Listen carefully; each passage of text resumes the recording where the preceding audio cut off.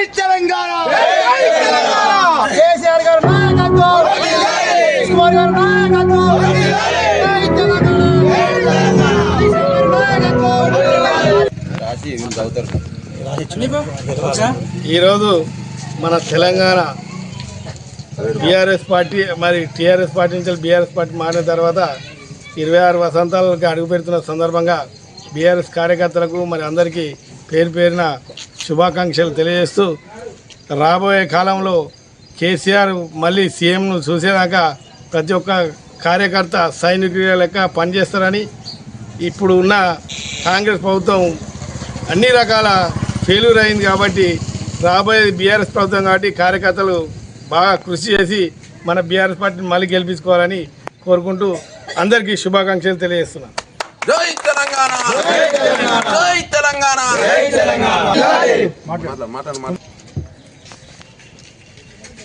TRS party తర్వాత BRS party ప్రారంభించి 26 వసంతాలు అవుతుంది.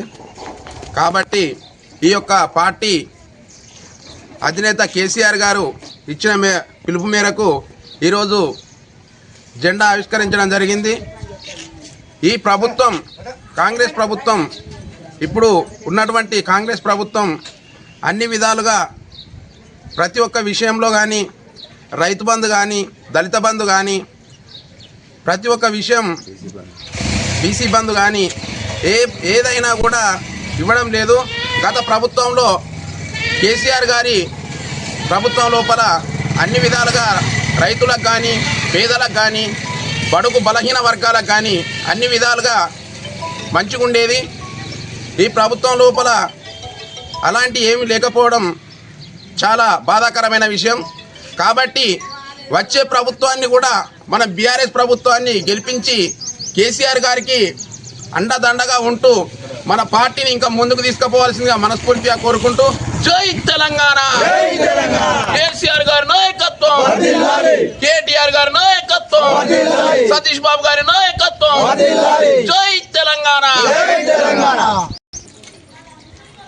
ఈరోజు ఆనాటి టీఆర్ఎస్ పార్టీ, ఈరోజు బీఆర్ఎస్ పార్టీ 26 వసంతాలు నిన్న సందర్భంగా పార్టీ అధినేత కేసీఆర్ గారి ఆదేశాల మేరకు మైసంపల్లి గ్రామంలో జెండా ఆవిష్కరించడం జరిగింది. అదేవిధంగా ఆ రోజు అంచెలంచెలుగా ఒకానొక్కడిగా పుట్టి తెలంగాణ సాధించడం ఏకైక లక్ష్యంగా పెట్టుకొని టీఆర్ఎస్ పార్టీ స్థాపించిన కేసీఆర్ గారు తెలంగాణ రాష్ట్రాన్ని సాధించి తీరిన ఘనత నాయకుడు, మన గొప్ప నాయకుడు. అదేవిధంగా 10 సంవత్సరాలు పరిపాలన చేసిన పార్టీని కాదని ప్రజలు కాంగ్రెస్ ఏదో చేస్తుందనే మాయలో పడి వాళ్ళు అమలు చేస్తామని చెప్పిన 6 గ్యారంటీలు 420 420 హామీలకు మోసపోయి పబ్లిక్ అంతా కాంగ్రెస్కు పట్టం కట్టడం జరిగింది. కానీ కాంగ్రెస్ పార్టీ ఇచ్చిన ఏ ఒక్క హామీ కూడా నెరవేర్చుకోవడం లేదు. తులం బంగారం అని చెప్పి మహిళా ఓట్లన్నీ దండుకోవడం జరిగింది. ప్రతి అమ్మాయికి స్కూటీ ఇస్తామని చెప్పడం జరిగింది.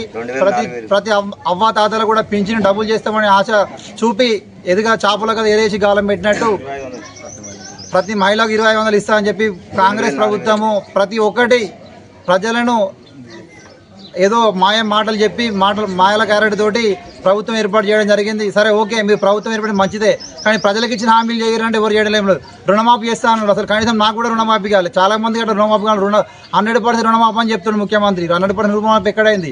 2 lakhs ఏవో అన్నాడు. మీరు 2 lakhs ఏవో అంటే నేను బయట తీసుకొచ్చి మేము బ్యాంక్ లోన్ కట్టినాం, ఇప్పుడు కూడా మాకు రెన్యువల్ కాలేదు, అమౌంట్ రాలేదు. అట్లా నాలాంటి బాధితులు ఎందులో మంది ఉన్నారు. కాబట్టి రేపు మళ్ళీ రైతు బంధు కూడా అప్పుడు మన కేసీఆర్ ప్రభుత్వం ఉన్నప్పుడు అంత పెద్ద కరోనా మహమ్మారి వచ్చినప్పుడు కూడా ఏ రోజు కూడా కేసీఆర్ ప్రభుత్వం వెనుకాడకుండా రైతు బంధు రైతుల పక్షాన నిలబడిన ఏకైక ప్రభుత్వం కేసీఆర్ ప్రభుత్వం, టీఆర్ఎస్ ప్రభుత్వం. 24 గంటలు ఉచిత రైతులకు ఉచిత కరెంట్ ఇచ్చింది.